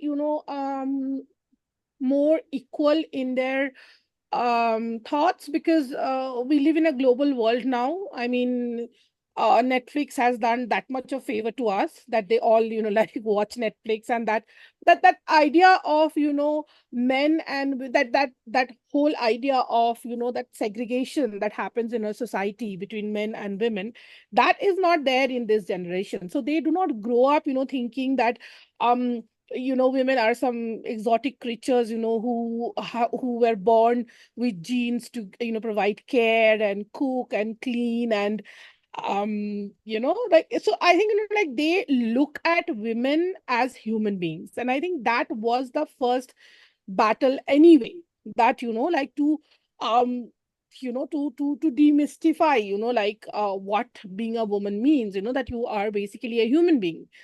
So I think, the next generation is definitely, much more equal, because the world has opened up. So, it's we cannot take credit for it. Mothers, like, mothers like me, younger mothers, they are trying. We are trying, but the children also learn, right? Because children learn from their mothers. Like, I remember when my son was very small, I think, he was like 5 or 6 years old, and he was throwing this huge tantrum, and I got really mad, and I said to him that, fine, I'm just going to resign from my job, and from tomorrow I'm just going to be staying at home, and, like, just attend to you. And then he just started crying, and I still remember, he said, but what's going to happen to your career then? And he was so small, to hear that what career from him. So it was, so I think, like, they learn from their mothers, because, they see their mothers, like, struggling against, like, certain things, still trying to, like, every part of my waking life, is like watching him, right? That he's not, like going in the wrong direction where gender is concerned, right? Like, that, how he's talking, how he's, even, I even monitor, sorry, don't judge me. I even monitor, what he's posting on social media.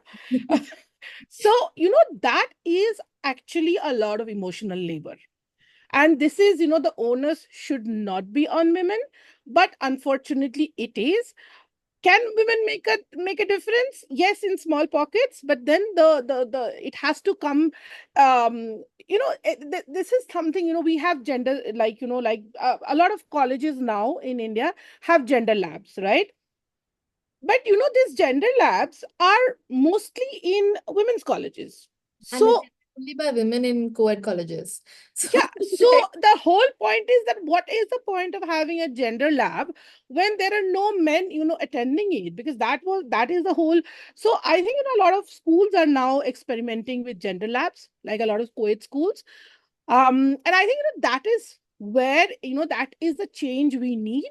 Men, keep saying, not all men are allies.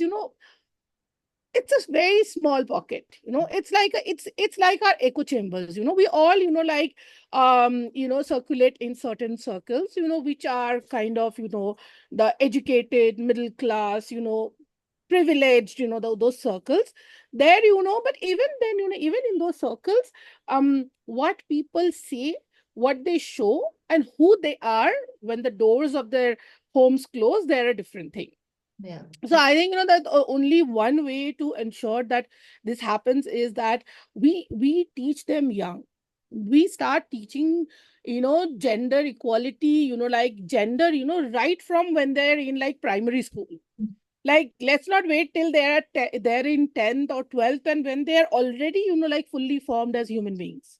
I think So it's also harder, like you said, like you're also handling not just one stream, right? Like it's a generation which is growing up on social yeah, media, on internet, on like yeah, multiple sources of what looks good. And I mean, at the same time as there is more global exposure, there's also yeah, more access to like different kinds and sometimes very negative kinds of stereotypes. So yeah, also simultaneously a lot of polarization within people who are yeah, sticking to their own echo chambers. Um, yeah. but yeah, I do want to like hear about the specific class that you're talking about. I'm also working within this relatively privileged, educated, middle class sections. But how did you end up finding the people that you write about, and how was it a conscious choice to speak about this particular section, or did it happen naturally? Uh, what was the process like?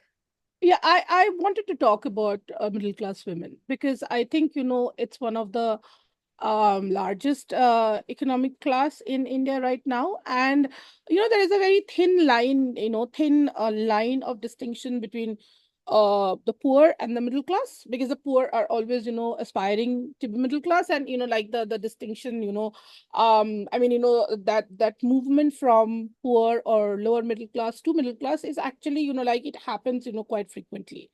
So I wanted to look at that, but also, I felt, I grew up in a middle class home.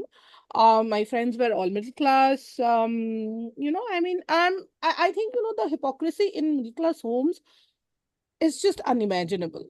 Like, we are progressive, we all come from progressive families, but when you really delve deep, are we really that progressive? Probably not. So I think, middle class, homes are, I think I said that in one of my interviews, that I think they're laboratories of patriarchy. And, it's very subtle. Like, I have friends, who were, like, educated, their parents, allowed, being the operative word, allowed them certain freedom, like to dress, how they want to go to college, finish their education, to, work. And in return, what did they ask them? Nothing, just, an arranged marriage. They should have two kids immediately after marriage.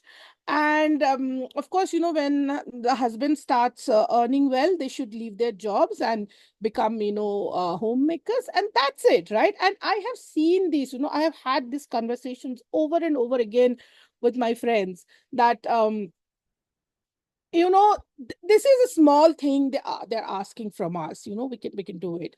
So one of my friends, I still remember, having this conversation with her, and she would say that, my mother would say that, you have to work, you have, and then, the same person would say that, but your family comes first. And she was like, I'm really confused, like, so what should I do? Like, do I hold on to my job, or should I, prioritize my family? And she prioritized her family, and she really fell into very hard times. um when her husband was, like, diagnosed with, he both his kidneys, failed, and they fell into such hard times. And just, it's sheer willpower, courage, whatever you say, she got back to the workforce. But she was a very high flying corporate trainer, but she couldn't get into that space anymore. So where did she go? She started teaching, earning, like a quarter of what she was earning as a high flying, like corporate trainer. But like, she did. But see, this is how, we diminish ourselves. This is how middle class women see what happens. Like, I would have, like, liked to, like, cover, all the classes. That was very impractical. And I felt like that, a lot of work was happening, on the ground. You know, with the poor, there is a whole, like, movement, like, building around, self-help groups and all of that. The rich don't care.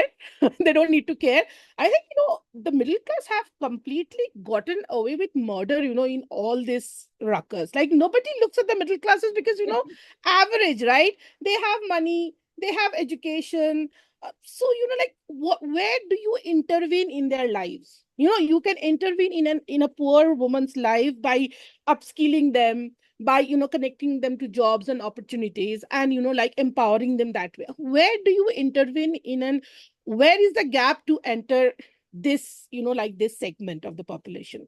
So yeah, I wanted to look at the middle classes.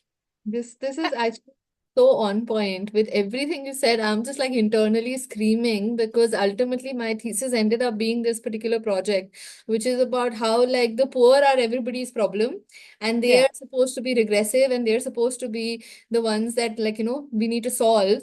But like the middle class is fine because, they Yeah. have like, they have educated their daughters and they're okay with some of them working Yeah. for some time, etc., etc.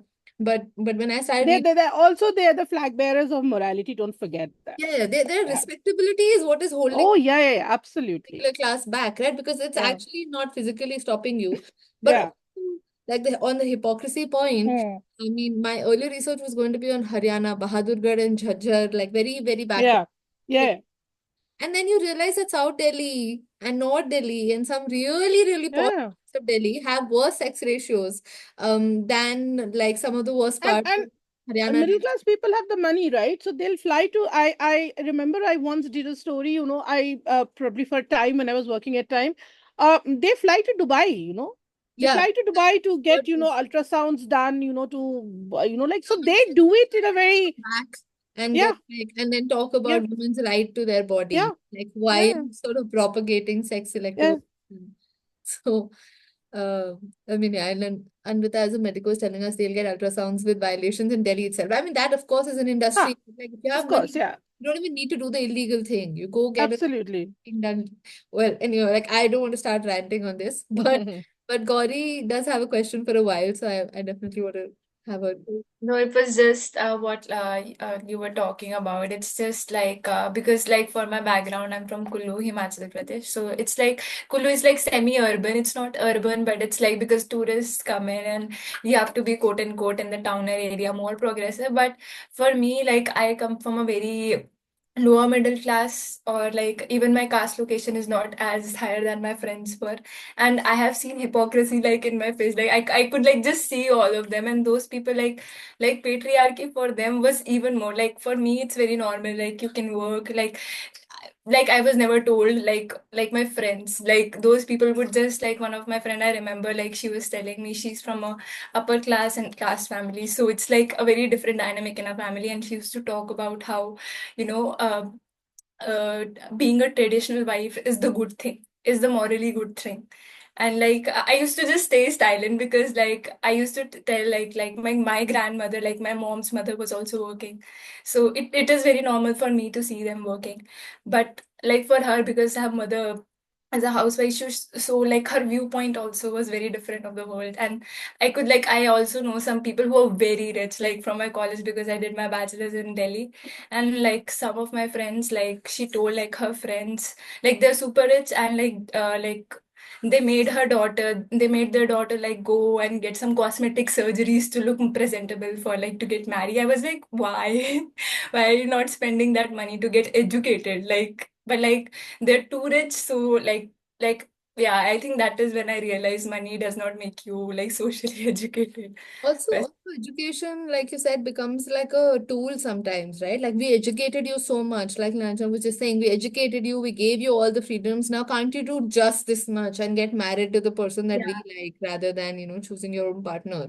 But these are like life kind of big choices which Yeah. get Like eulogized as. cosmetic surgery was just too much for me to hear. I was like, people like this exist. I was like, how? Like, and those people are from very rich families, like caste and class both. And like, I was like, why? Like, how do such people come from? Like, I it think was like, yeah, it's wow. very complicated the way that like respectable femininity and modernity and like so we have Desi modernity is very specific kind of global Desi Indian who's able to work also but also like do marriage and be happy with the arranged marriage. Obviously, like in that process, no, I'm not sort of dumping on it, but what I mean is that be okay with a certain amount of um hypocrisy in how you ultimately end up choosing to lead your life. So definitely that's something that comes out and in the books as well.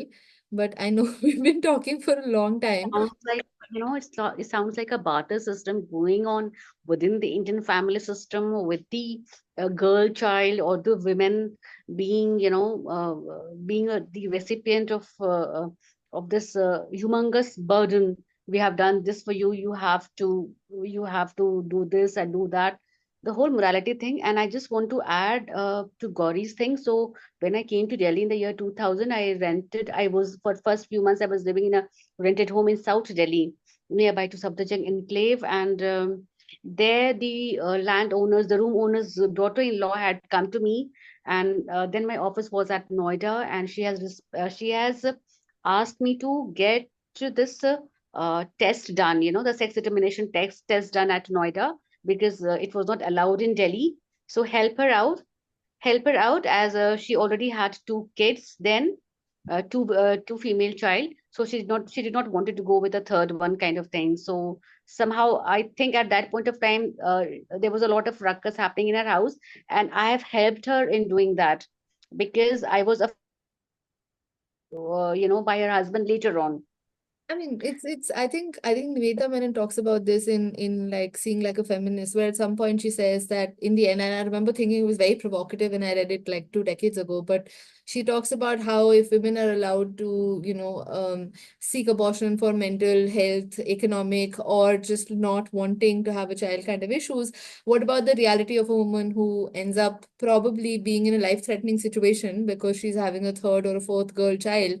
And she knows that neither will that child have a good future and nor will she be safe in that household. I mean, I know it's a complicated point, but what I mean to say is that it is actually reflecting more on the reality of what probably the mother will end up seeing for their daughter. I remember reading an article recently about a journal article also about how son preference has continued, but now very often from mothers who don't want to have daughters live a hopeless life, like they think um, is sort of predetermined for them.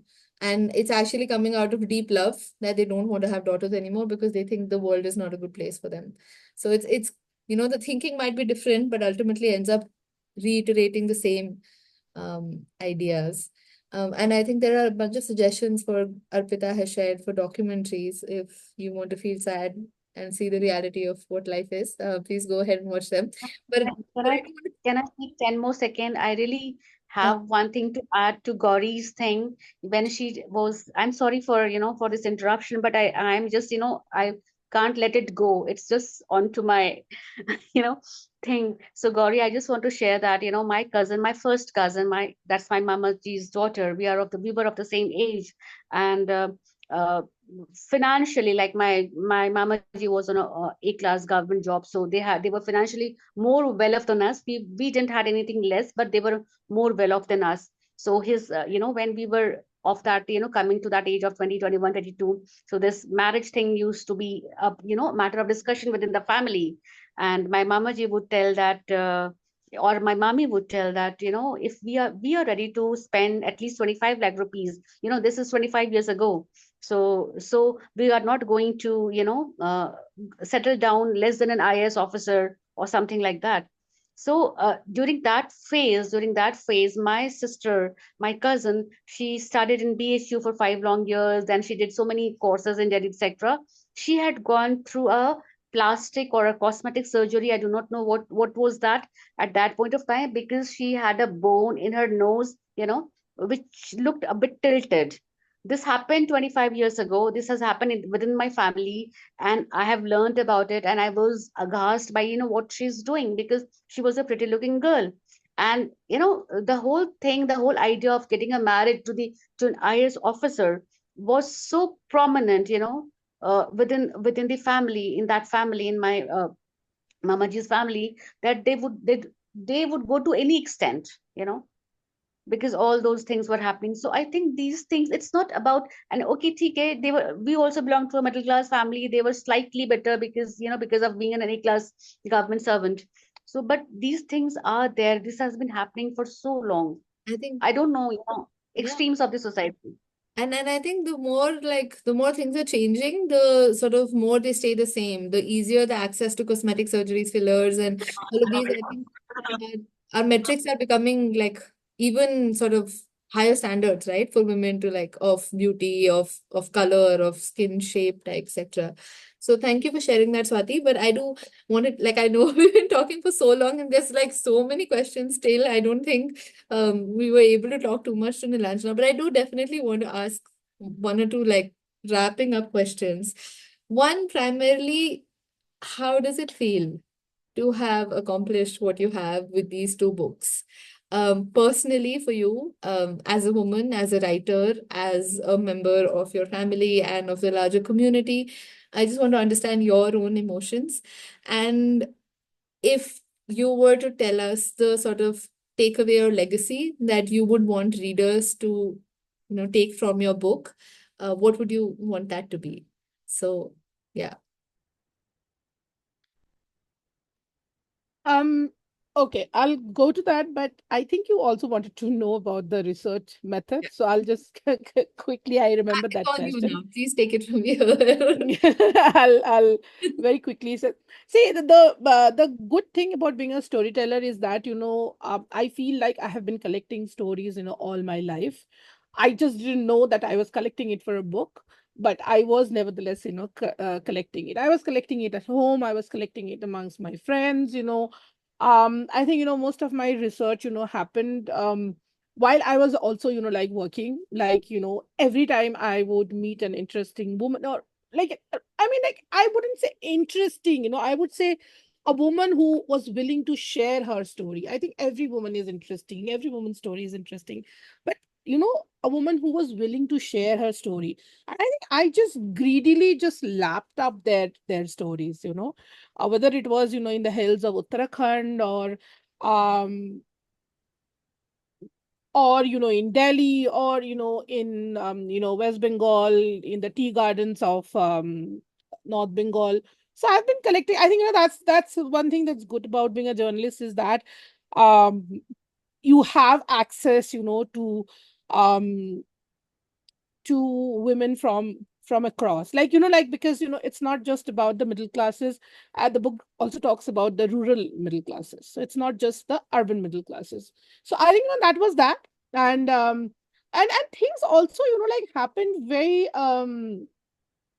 very weirdly. Like I suddenly, came across this friend of mine. She told me that there's this young girl, and she's doing this survey. It's very interesting. You want to talk to her.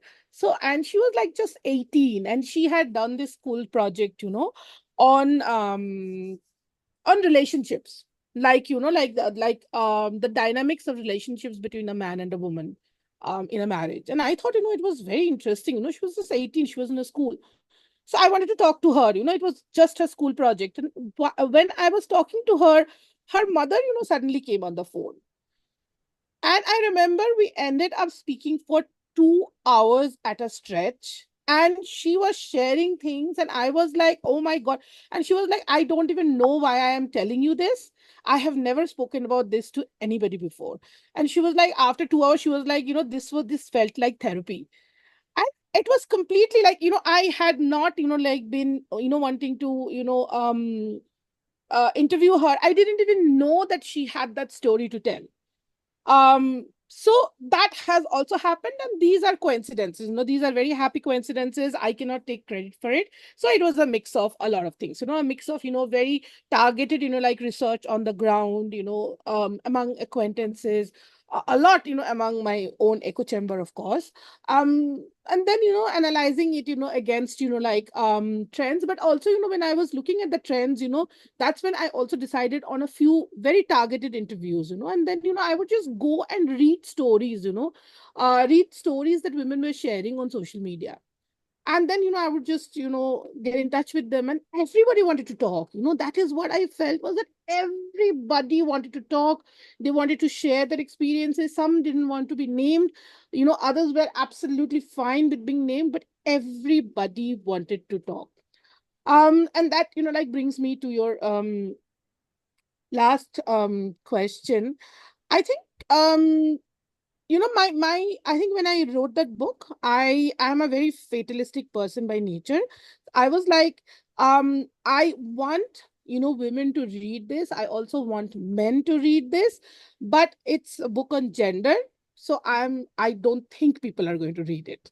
But but at the back of my mind, I also knew that this is not a book that needs to be read right away. It's going to be there, it will find its readers. So I was in that space. And when the book was released, it sold out in 1 month. And I was like, what? People are reading about gender? And that was a very nice surprise for me, because it told me that we were at the pressing of change, that people wanted something to change, and the reason they were reading it is because, maybe they were ripe to feel uncomfortable, to feel angry. And I'm not just talking about, just women, because you asked me this and I didn't respond to it because I kind of forgot. But yes, a lot of men actually, a lot of my readers are male. And they send me this, and I have had beautiful emails from my male readers, where they've said that, we thought we were progressive, and after reading your book we realized that we are not. And now, we are going to try harder. So just imagine if if men who thought they were progressive and now finding out that they're not. Just imagine the magnitude of the battle, that like is that. And I think, because a lot of men, read the book, the second book, they also read the second book. And well, my I hope that, for women who who have read my books, my only hope, the only legacy I want to leave behind is that they will speak up, that they will talk about their experiences, whether find your own safe space, find your own safe space, find your own community, but speak up, talk, share your experiences. Because I think society has taught, has created, patriarchy has created this trust deficit among women. And because, we are taught right from childhood that the entire family's honor is like resides in us, in our bodies, in our wombs, and, in our very being, like of being women. I think, we take that very seriously. So, you must have noticed, women sometimes will criticize their husbands or fathers and then immediately will, justify it by saying something nice, right? And we all do it. I have also done it. So I think, like that will, that is where, we need to build communities with other women. We need to find safe spaces. We need to speak out. For men, I think, even if one man, like reads my book and he decides that, I am not who I thought I was. I was taking a lot of pride in being progressive and in letting my, wife be independent, or, like helping her at home. You're not, you're not supposed to be helping her at home. You're supposed to be doing your share of, whatever there is to be done, right? So, I think, I wrote that in the introduction to my first book, Lies, that, the fact that I started it by, talking about my partner Bao, and I say that it's not, we should not have to feel so happy that, oh, thank God we ended up with a partner, who feels that, who's equal, whose perspective on life is that of equality, who but again, like, we should not have to feel happy about that. It should be the norm, but it is not. And of course, it's a long battle. So for, as I said, even if one man, feels that, self reflects, they feel that, this is, we are taking too much pride in ourselves. And also, I honestly want men to stop saying not all men. I'm tired, I'm tired of, like, you don't have to say not all men, it's okay. You don't have to justify. So I think, men are very prickly. Men in our society, they're very prickly. Like, who was talking about the Arjigar? I think Zena was talking about the Arjigar thing, right? I wrote a whole piece for ABP Live because I was so annoyed. Every time I would post something, somebody would come and say not all men. It's not about them. Men will have to understand that it's not about them. And I think, we call men allies, but do they deserve to be our allies? Because they don't have that education to be our allies. I think, we just need to, the fight has to go beyond, like, yes, of course, we need men, like, to win this battle. But I think, the first fight right now is to demand that, like, things become gender responsive. Women shouldn't have to try so hard to fit into spaces. The reason, our lives are such an uphill struggle is because we are spending so much energy in fitting into spaces made for, like, males. Public spaces, workspaces, even at home, right? It's everything is made, like, to fit a man's needs. So yeah, I think, like, so if even if one of them, like, self reflects and stops saying hashtag not all men, I mean, I would be very happy. I think it's a beautiful legacy for both men and women, for women to speak up. I think your book has given me, and I'm sure other readers also, courage to sort of verbalize things that you would otherwise, keep under a shroud of, like, oh, respectability and shame and guilt, etc. I think it's a very powerful feeling, and hopefully we find more solidarity when we share that we're not alone in this. So thank you for that. And I'm hopeful too, like you are, that more men read this and realize that they're not the superheroes they think they are. Yeah. Yeah. So, but thank you so much, Nilanjana. This has been a most wonderful discussion, and thank you so much for patiently waiting while everyone was just sort of pouring, their own, Oh no, I loved it. I loved it. No, I wanted to be here at 6 because I wanted to, like, interact with all of you, No. and not just, come in at like No, 7 and it's take questions and leave. That I have had like fun, I love, because I think, like, writing is a collaborative process and an interactive process. You cannot just, shut yourself, in your in your space. You have to, like, you have to know what your readers are feeling. And I mean, this is the best way for me to know, what readers are feeling apart from Amazon reviews. No, I mean, to be honest, it felt like you were just part of our club. Like it was, one more, like, learned member from whom we were listening to these stories. It didn't feel formal at all. And I think that is thanks to, how you were approaching this. I'm sure everyone else also agrees with me when I say that it was cathartic to read your books and to have a discussion on them, to feel like we are not alone, and that all of us are struggling to find a space, and to know that it's fine to like not be a superwoman, and to like contend with the fact that sometimes lies are told to us, and then we Yeah, have to, be absolutely. angry or deal with it. I think, like being angry is good Yeah. because when you're angry, you are already facing up. Like I think, like thus far, we have just not faced it. We have just, like, shoved it under the carpet, as we are taught. And I think, being angry is good. Headaches are also good, Gauri. So, remember that. All of these are good. Well, if anyone else has anything else to say, I think Arpita has put in a thank you. These discussions will be part of your research for the next book. I look forward to read more of you. So we're hoping now for a third book on like, maybe how the world has changed or how men have changed. But The next book is coming, but it's on anger. oh, lovely. I listen to my readers. See, I listen to them. I know what they're saying, and then I try to do something Well, about it. I am pretty sure whenever like everyone's saying you hit the bullseye, you plugged it without knowing. Look, we're ready. So we'll invite you over for the next session as soon This as this you're this is this is now my safe space. So thank you. I'm going to be So happy. without any this thing. I'll be like plugging all my upcoming books. This is exactly what we want. Like we were going to push you to get more, and you're already giving us the gift that wasn't even. No, I think I'm done for a while, to be honest with you. I think I really need to, like take it easy now. You should listen to your own advice then, and Yes, take some time absolutely. off.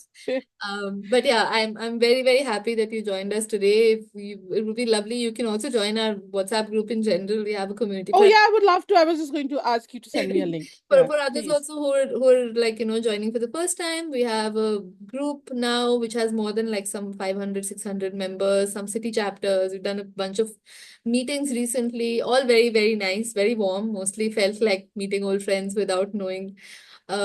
So yeah, if you would lo love to join, please go ahead.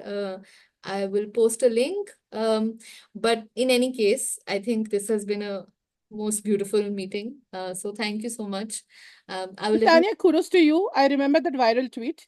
I saw that tweet, and you were asking, and you were asking for people to join your book club, and I have been, like following it on Twitter ever since then. So lovely job, No, amazing job. You have created a safe space. Even if you're discussing books, you're still a community. It's a safe space. yeah, I think that's the thing that I'm actually proudest of. Also, like I was just saying, let's read books together. Suddenly, okay, I have I to know. make a club, but I think it's mostly grown organically. Everyone's just Yeah. the sweetest, But and you see, like how women want to connect to each other. Like, you wanted to just read books. yeah, but I think it's beautiful. Like you said, reading is Yeah. not No. isolatory. Like it's not something that you can, of course, but it doesn't need to Yeah. in isolation. You talk to people Yeah. and you realize everyone feels a book this in very Yeah. similar ways. I've put the True. link on the chat, but I can send it to you as well separately. If anyone would like to join in, please do. If you have any other things to say, to ask, to recommend, feel free to email me or like post anything on Twitter. And I hope to see you guys next time as well. Thank you so much, Nilanjana, for joining us. Thank you. Take care, all of you. Thank you for being here, and thank you for having me, Tanya. It was I lovely. had so much fun. I'm so glad. Okay, see you guys and All right. take See care. Thanks. Bye you. bye. Okay, bye. Bye.